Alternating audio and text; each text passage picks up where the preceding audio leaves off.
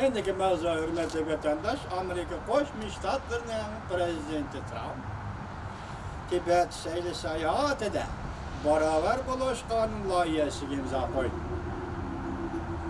Mavzulu haber oyuşkin yani 20. gün Amerika Avazı Xitaychilik programı ilan kılındı haber. Mundaq başlar. Amerika Koşmuş Ştatlarının prezidenti Trump haftanın 3. günü yani 20. günü Tibet seyli seyahatida beraber buluş kanun layihesiga imza koyup kanun layihe resmi kanun bulup şekillen yani resmi kanun kaydı. Tibet'ki seyli seyahatte beraber buluş kanun layihesi Cumhur hükümetinin cümleden Amerikalıklarını öz içine algan çet elliklerinin Tibet'ki kirişini kattık çekleş siyasiga zərbi girişni məqsəd qılған.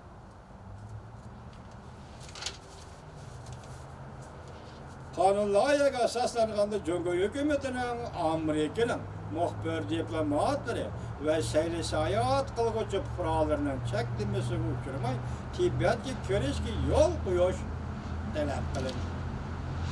Fuqalarının çəkilməsini uçurmay Tibet'ki kirişki yol qoyuş tələb qılındı.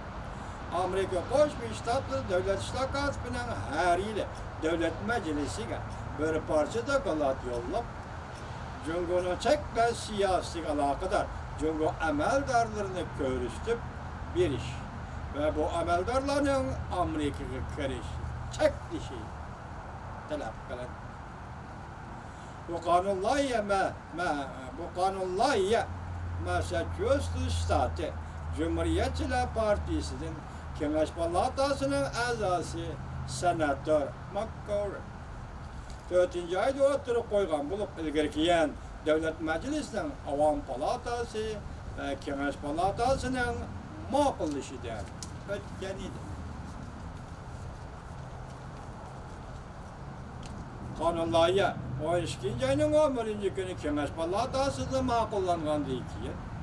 Kanun layihə oturup koyğuçularının biri senatör Marco Rubio mundaq görsət. Kengeş Palatası beraber buluş prinsipiga asaslanıp Tibet'ki seyli seyahatı beraber buluş kanun layihəsini makulladı. Bu Amerika Cumhur münasibetinde uzun yıllardan beri kemçel bulup kelivatkan bir boşluk idi. Tibet'ki yerden biriş halkara hareketinin reisi Mikaç mundaq görsetti.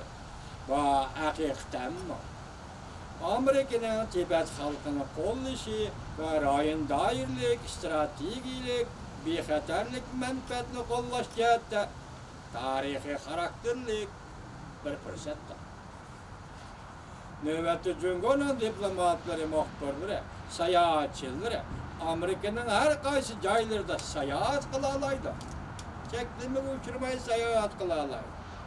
Lekin Cumhur dairleri ezelden tatip Amerika greydallarının, diplomatlarının Tibet'ki kirişten ibaret okşaş hukukunu itiraf kılgan emas.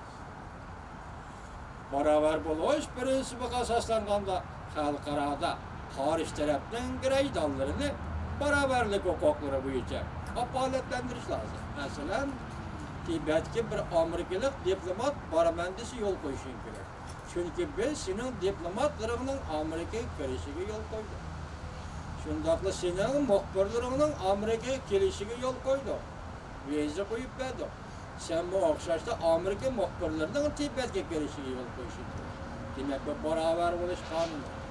Bu doğruda programma riyasetçisi Şitav Efendimiz sözüydü. Çimpokon Efendimiz sözüydü.